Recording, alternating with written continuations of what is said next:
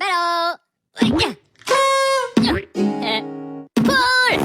Oh. Yeah.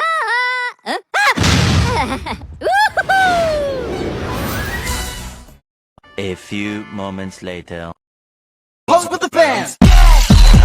Pose with the pose with the pose with the fans. Pose with the pose with the pose with the fans. Pose with the fans. Assalamualaikum warahmatullahi wabarakatuh. Waalaikumsalam warahmatullahi wabarakatuh. Perkenalkan, saya Randi Olga Stalia dengan NPM 2022 13500-144. Nah, di sini saya sebagai moderator dalam forum diskusi. Nah, sebelum itu perkenalkan diri masing-masing terlebih dahulu. Perkenalkan, nama saya Dito Isnata, NPM 2022-135-00121 dari program studi pendidikan matematika di Universitas Nebraska PGRI.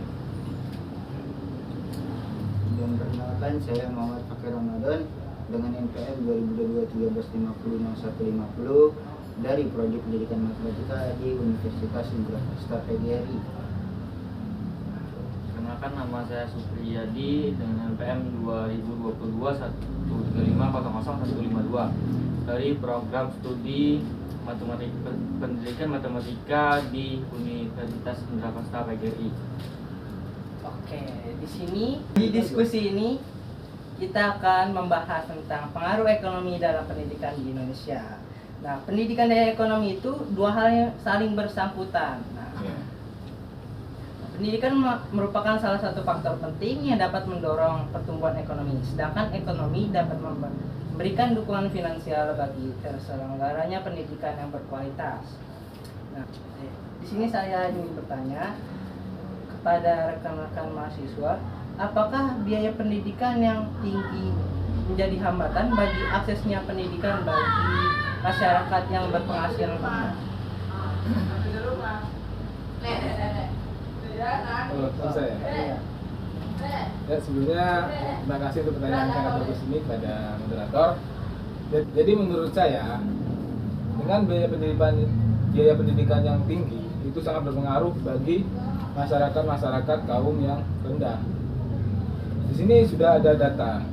Menurut Badan Pusat Statistik, pada tahun 2022 rata-rata biaya pendidikan per tahun itu untuk sekolah dasar saja itu sampai 1,5 juta. Dan untuk sekolah menengah itu rata-rata per tahunnya 5,5 juta. Nah, kita kan di Indonesia kan penduduknya banyak, sekitar 28,7 jutaan, 287 juta. Nah, kita tidak tahu orang tua itu mampu tidak untuk membiayai sekolah. Dia buat makan saja susah. Tidak semua orang itu kan pekerjaannya mampu, pekerjaannya bagus. Jadi menurut saya itu sangat berpengaruh. Karena orang tua yang tidak memiliki pekerjaan yang penghasilannya tinggi, dia juga bisa membuat anak-anaknya tidak bisa bersekolah karena itu kebutuhan makan sehari-hari saja dia sulit. Jadi seperti itu. Menurut saya pengaruhnya sangat besar sih. Kalau biaya pendidikan tinggi itu pengaruh besar, membuat anak-anak itu tidak bisa bersekolah. Seperti itu. Saya kembalikan lagi moderator. Untuk pandangan Dito itu sudah jelas ya. Untuk pandangan Fakih ini gimana? Kalau dari saya sendiri ya, terkait biaya pendidikan yang tinggi untuk kaum masyarakat yang rendah atau menengah gitu ya. Dari saya sendiri itu, dari pemerintahnya tuh harus punya program-program terkait pendidikan untuk masyarakat yang menengah atau ke bawah gitu. Nah, kita ambil aja contoh studi kasus dari salah satu teman kita, misalnya dia ingin sekolah tapi dia mau terhambat dari biaya pendidikan. Nah, di sini nih, dari sini ini si teman kita ini itu bingung antara mau lanjutin sekolahnya atau membantu perekonomian keluarganya itu. Nah, dari teman kita ini dia malah mengambil keputusan untuk membantu perekonomian keluarganya untuk lebih baik. Nah, jadi dia memutuskan untuk tidak lanjutkan ke sekolah. Nah, kalau dari saya sendiri, dari contoh studi kasus ini sangat berdampak untuk pada generasi bangsa. Karena apa? Karena ini kan kita ini sebagai pewaris bangsa gitu, untuk meneruskan ke bangsa kita untuk bersaing di kancah dunia. Kalau dari kitanya sendiri kagak sekolah, gak berpendidikan, gak beretika, gimana kita mau merubah bangsa ini ke kancah dunia gitu. Nah, dari pemerintahnya sendiri ini harus kayak ngedata gitu dari pelosok-pelosok atau dari desa-desa sekalipun yang keluarganya itu kurang mampu untuk melakukan pendidikan.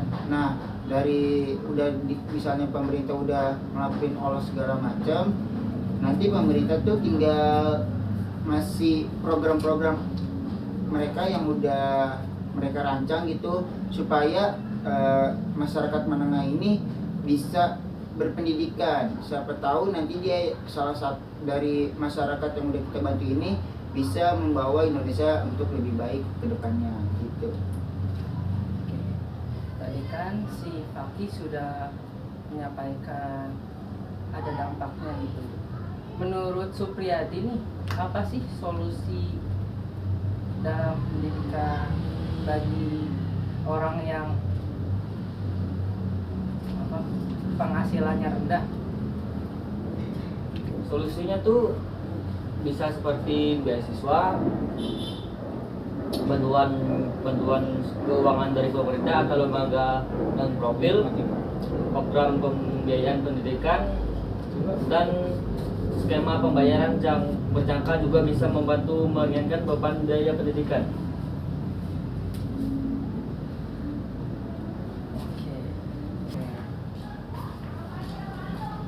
Tadi saudara Supri sudah menyampaikan tentang solusi-solusinya.